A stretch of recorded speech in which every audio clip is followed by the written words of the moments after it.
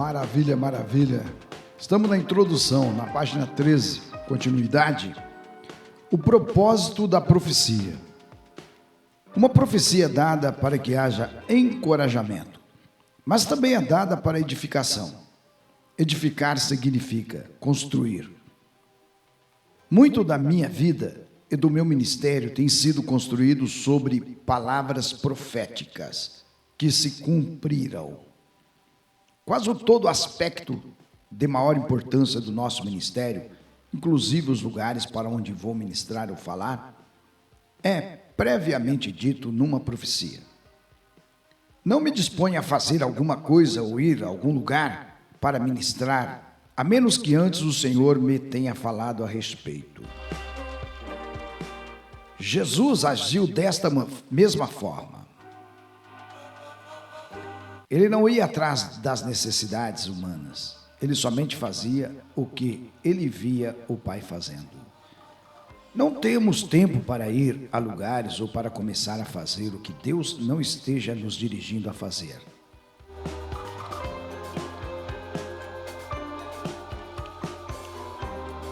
Creio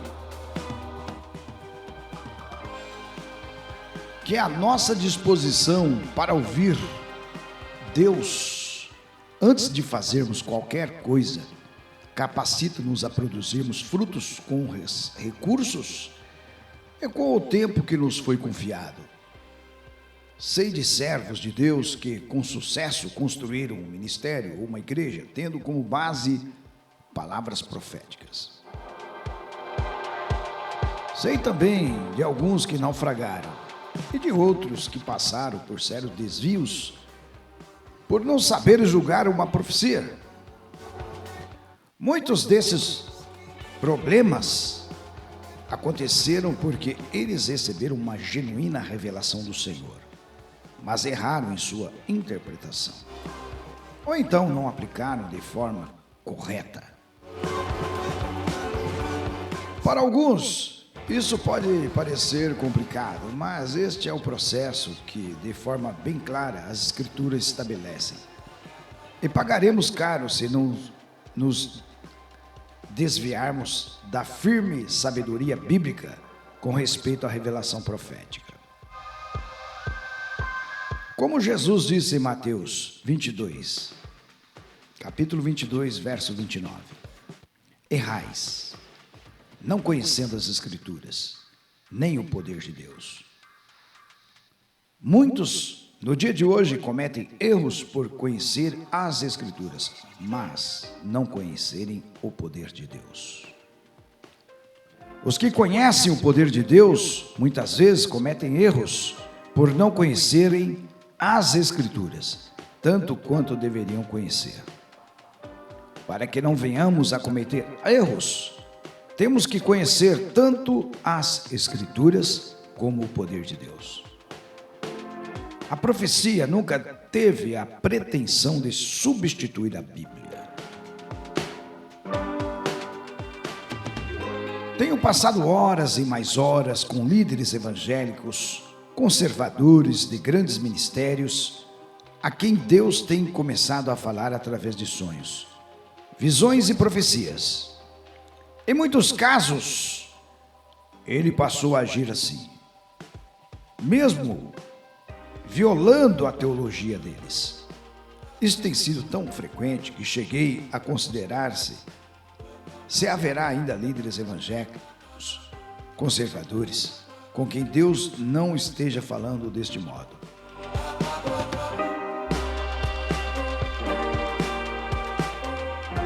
Em nosso ministério Morning Star, há um fluxo quase que constante de contatos feitos por pessoas que estão em busca de ajuda no sentido de entenderem o que está acontecendo com eles. O que eles talvez não estejam percebendo a esta altura é que as pessoas familiarizadas com a profecia, tanto quanto os evangélicos conservadores, necessitam da ajuda dos que têm alguma experiência com os dons proféticos.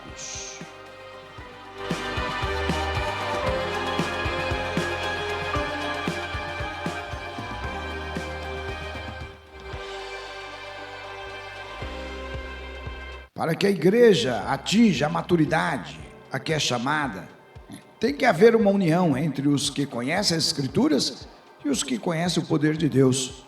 Isto agora está acontecendo, num passo acelerado. Pesquisei na Bíblia para conferir que os ensinamentos, com base nas minhas experiências, são bíblicos. E tenho plena confiança de que são.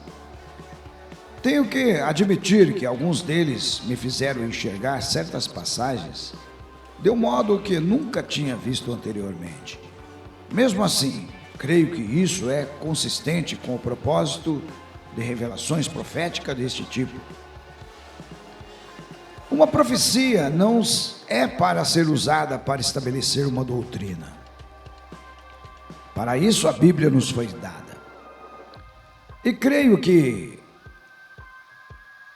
a doutrina da Bíblia é completa e que nada lhe terá que ser acrescentado. Contudo, a própria Bíblia tem muitos exemplos de experiências proféticas que foram dadas a pessoas com o propósito de iluminar as Escrituras.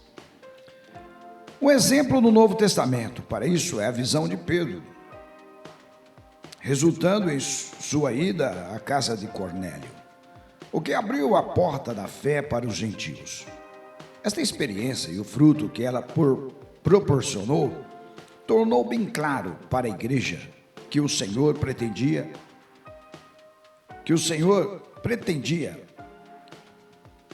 que o evangelho fosse pregado aos gentios. Isso não estabeleceu uma nova doutrina, mas iluminou o que as Escrituras diziam e que o próprio Senhor tinha ensinado quando estava com eles, mas que aparentemente eles tinham esquecido. Muitas das experiências incluídas nos dois livros agiram neste mesmo modo comigo. Elas constantemente me fizeram lembrar dos meus próprios ensinamentos e do que eu tinha aprendido de outras pessoas. Mas que, na melhor das hipóteses, eu tinha aplicado apenas superficialmente em minha vida. Nesse sentido, essas experiências proféticas foram um constante desafio para mim, fazendo com que eu tomasse importantes medidas corretivas e até mesmo que viesse a julgar certas coisas da minha vida e dos meus ensinamentos. Como fui eu que tive estas experiências, eu as considerei como aplicáveis a mim pessoalmente e não presumi que as mesmas correções são necessárias para todos. Entretanto, creio que muitas delas, se não for maior parte, têm uma aplicação bem ampla na igreja de nossos dias. Muitos temas desta dissertação repetem-se por vezes, não apenas a afirmar que repetem, alguns dos temas são tratados mais de uma vez, sob diferentes perspectivas, ou expressos de maneira diferentes, em situações não iguais. Entendo que isso aconteceu por causa da minha própria dificuldade de compreender as coisas, tal como parece ter sido o caso quando o Senhor teve que repetir o que dizia várias vezes a Pedro. Sei que repetições não constituem um bom estilo literário, mas também este não é o meu objetivo. Quando uma ideia é reforçada, a probabilidade de que seja retido na memória aumenta. Assim procurei da mesma forma repetir tudo o que para mim foi repetido. Página 16, experiências proféticas.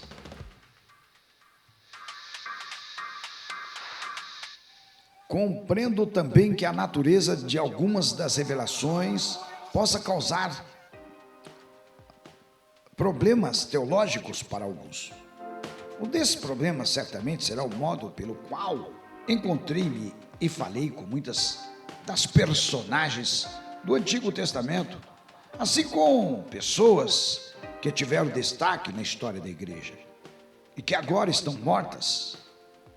Há precedentes bíblicos para isso.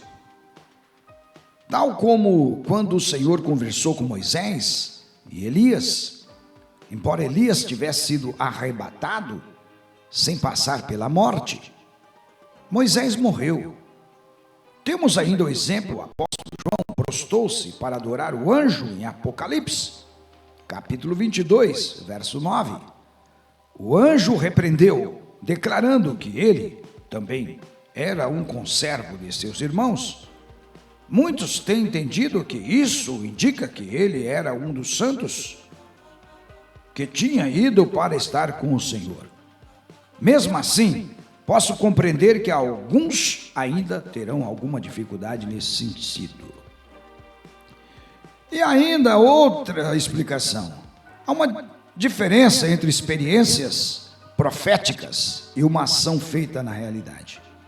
Por exemplo, quando Ezequiel foi tomado pelo Espírito e levado para Jerusalém, é óbvio que ele não foi levado para a verdadeira Jerusalém.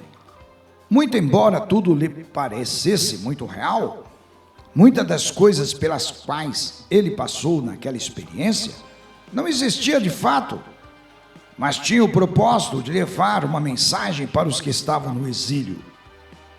De igual forma, muito embora algumas destas experiências por que passei e as pessoas com quem me encontrei pareciam muito reais para mim, eu realmente questiono se de fato eu estava falando com pessoas no céu.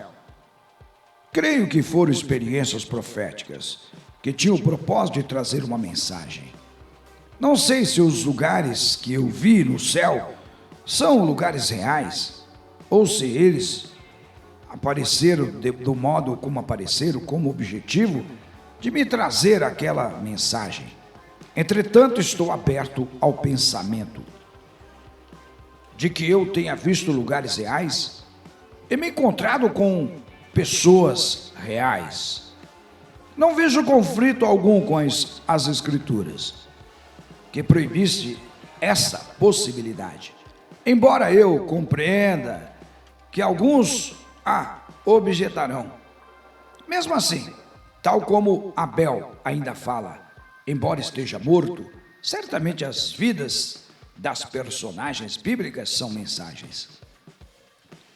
E estas experiências contribuíram para me trazer luz mais do que nunca.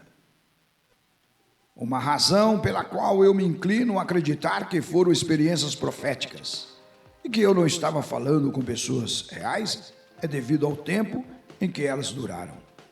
Por exemplo, muitas pessoas já tiveram sonhos que foram tão reais que, quando acordaram, por algum momento, por algum tempo, chegaram a pensar que os sonhos eram realidade. Entretanto, até mesmo estes sonhos, em apenas algumas horas, começam a desvanecer e logo são esquecidos. Experiência da vida real não são assim. Já tive encontros reais com o Senhor e com anjos, que são quase tão genuínos para mim como eram nos anos atrás, quando passei por eles. Tive também muitos sonhos e visões em que vi o Senhor e vi anjos, mas estes passaram bem depressa, exceto algumas, bem poucas das experiências incluídas nestes livros. Esses episódios proféticos desvaneceram-se mais como revelações e não permaneceram como se fossem encontros reais. Foi por essa razão que procurei escrever as minhas experiências o mais rapidamente possível, logo após por elas passar. Em alguns casos, não deu para fazer deste modo. Ao ter condições de chegar no lugar em que as podia escrever, minha memória a respeito das experiências que eu havia tido já estava desvanecendo. Lembro-me de que muitas vezes o Espírito Santo me ajudou a trazer de volta muitas coisas à memória, mas quanto mais tempo havia se passado entre o momento da experiência e o momento entre que tinha condições de escrevê-las, maior era a minha preocupação quanto à possibilidade de não a ter expressado exatamente da maneira como eu tinha experimentado. Nesses casos, eu estava ciente de que minhas doutrinas, os meus preceitos particulares, poderiam facilmente entrar no que eu estava escrevendo. E embora com sinceridade eu tenha procurado evitar que isso acontecesse, reconheço que existe a possibilidade de que isso tenha ocorrido em alguns pontos. Por essa razão, a minha contínua oração em relação a este livro foi no sentido de que o Espírito Santo me dirigisse na escrita e que também venha dirigir a quem quer que o leia. Ele nos foi dado para nos conduzir a Jesus. Oro para que você possa discernir o que é verdadeiro e o que é de Jesus, apegando-se a toda a verdade e descartar tudo o mais. Estamos no capítulo, na introdução, na página 19. A infalibilidade das Escrituras. Embora em muitos lugares eu tenha procurado escrever as palavras exatas do Senhor, quando Ele falou comigo, o que escrevi não são escrituras. Eu creio que nenhuma experiência profética tenha que ter o peso das escrituras. Mesmo assim, a profecia é muito importante para a igreja, pois se não fosse, não seríamos exortados pela escritura ao dizer: segue o amor e procurai, com zelo, os dons espirituais, mas principalmente que profetizeis. 1 Coríntios, capítulo 14, verso 1. Somos informados de que o que profetiza aos homens edificando,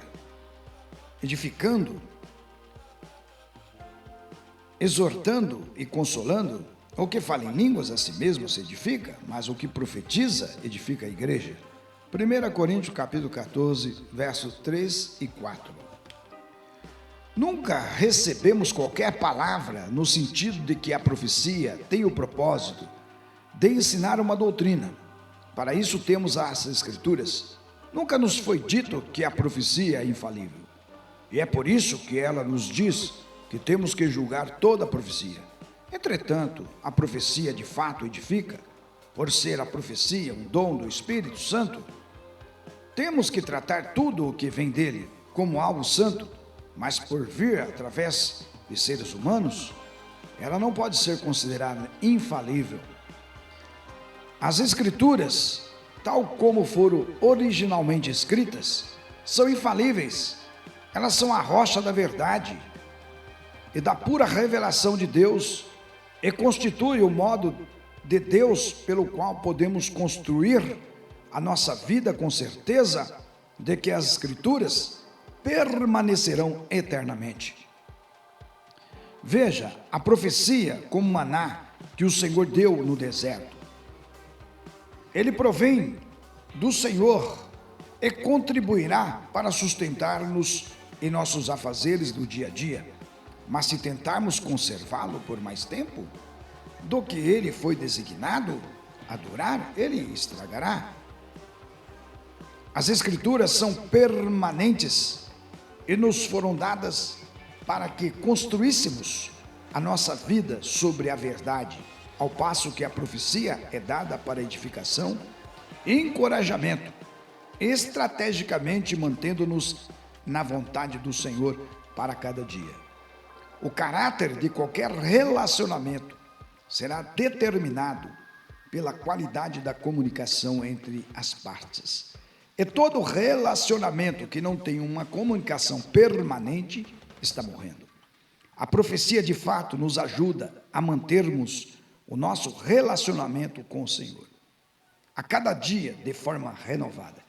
É por isso que eu creio que as Escrituras nos encorajam a buscar principalmente este dom.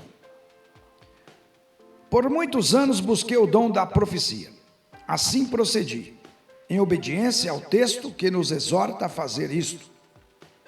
E aprecio demais os dons proféticos, aprecio a experiência profética, embora todas elas, exceto algumas, tenham trazido grandes repreensões para mim.